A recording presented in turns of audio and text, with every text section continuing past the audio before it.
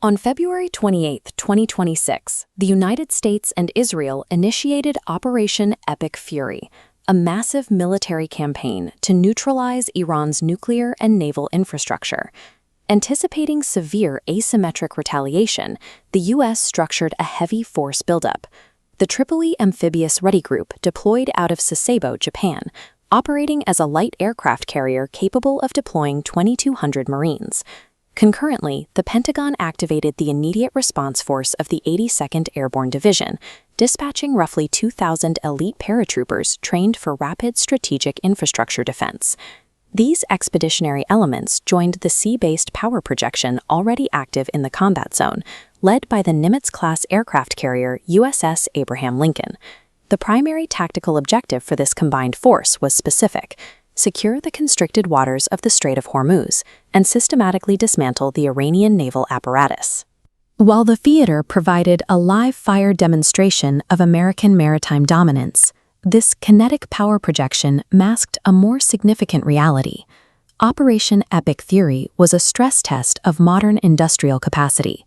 Military strategists refer to this as the command of the reload. It is the principle that modern military supremacy is determined by the physical output limits of the manufacturing floor rather than legacy stockpiles. Within the opening hours of the campaign, the volume of high-cost precision-guided munitions expended immediately outstripped standard U.S. peacetime military inventories.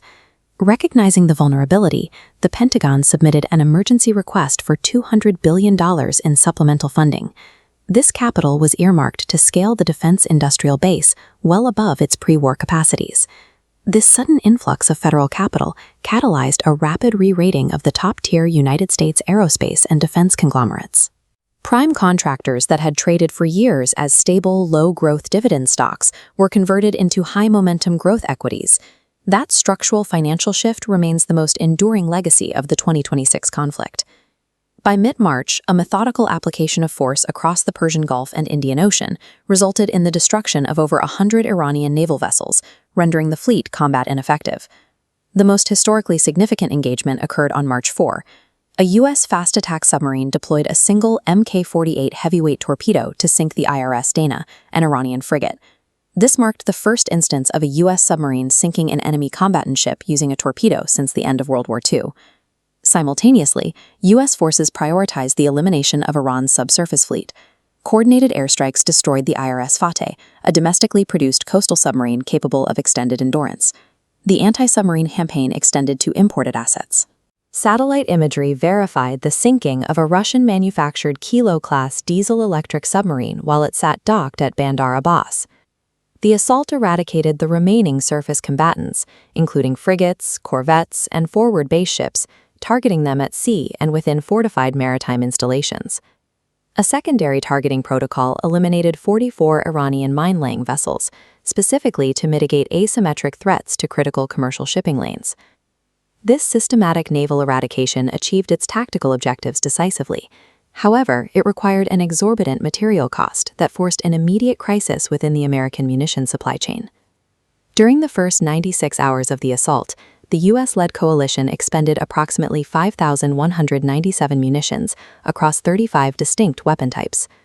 This chart details the Department of Defense's estimated expenditures during the opening phase. In just the first 6 days, the total financial outlay reached $11.3 billion. Of that total, $5.6 billion was attributed entirely to the consumption and replacement of munitions. This depletion hit the inventory of exquisite standoff weapons the hardest. These are highly sophisticated, long-range systems that are difficult and time-consuming to manufacture. The U.S. Navy fired 168 Tomahawk cruise missiles within the first 100 hours of the campaign, resulting in an immediate financial cost exceeding $600 million. Those 168 missiles consumed more than half of the military's entire Tomahawk production from the preceding 5 years combined. A simultaneous crisis emerged in the defensive interceptor network. U.S. forces rapidly depleted their stocks of Patriot missiles and THAAD interceptors. THAAD stands for Terminal High Altitude Area Defense, a system used heavily to protect regional bases against retaliatory Iranian ballistic barrages. With an ongoing daily burn rate of approximately $500 million, the standard peacetime procurement model was mathematically broken. Sustaining the conflict required extreme market intervention. The Pentagon abandoned traditional year-by-year congressional budgeting cycles. Instead, they executed emergency multi-year framework agreements designed to guarantee high-volume, continuous production from prime contractors. The conflict served as the combat debut for Lockheed Martin's PrSM, or Precision Strike Missile. U.S. Central Command utilized the PrSM extensively for deep strike missions against hardened inland infrastructure. The Department of War finalized an agreement mandating a 4.0 scale factor for PrSM production. The framework simultaneously scaled interceptor output, tripling PAC-3 production to 2,000 units annually and quadrupling THAAD production to 400 units per year.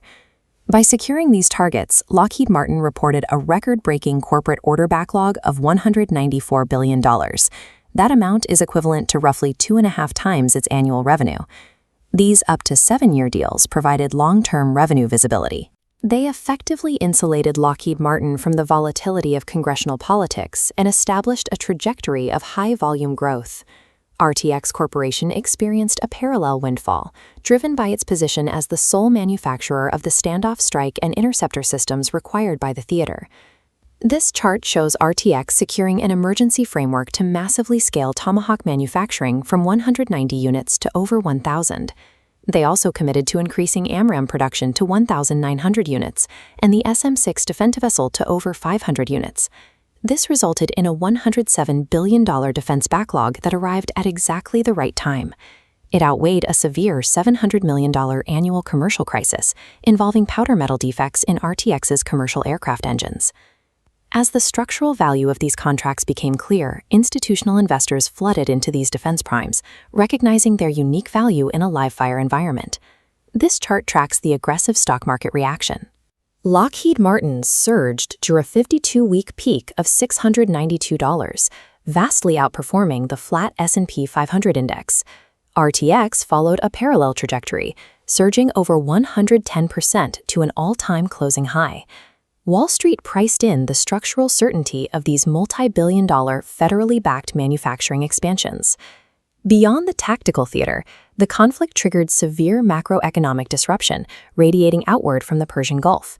The destruction of the Iranian fleet, coupled with asymmetric retaliation through naval mines, severely paralyzed commercial maritime traffic in the region. By mid-March, 686 vessels were stranded attempting to cross the constricted Strait of Hormuz.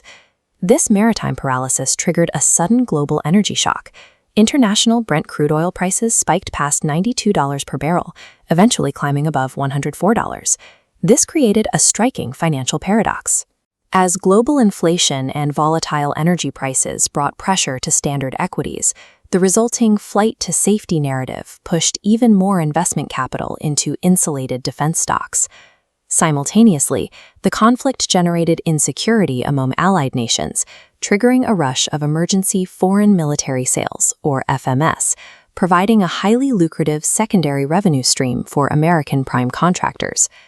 This map outlines the State Department's use of emergency waivers to fast-track $16.5 billion in arms sales to the Middle East, including an $8 billion radar package for Kuwait and over $3 billion directed to the United Arab Emirates. The severe vulnerability felt by regional Gulf states guaranteed the globalization of the defense boom, expanding the addressable market for contractors well beyond the confines of the Pentagon. Despite the overwhelming application of kinetic force and the destruction of infrastructure, the conflict shows little sign of a rapid diplomatic resolution. A 15-point U.S. ceasefire plan failed due to entrenched resistance from the Islamic Revolutionary Guard Corps, guaranteeing a protracted and attritional war.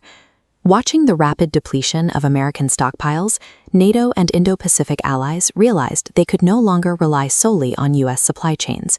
They began immediate initiatives to indigenize their own sovereign defense manufacturing. In response, the administration formalized a new macro doctrine, the establishment of an arsenal of freedom. The explicit goal is to scale defense production capacities for a multipolar threat environment.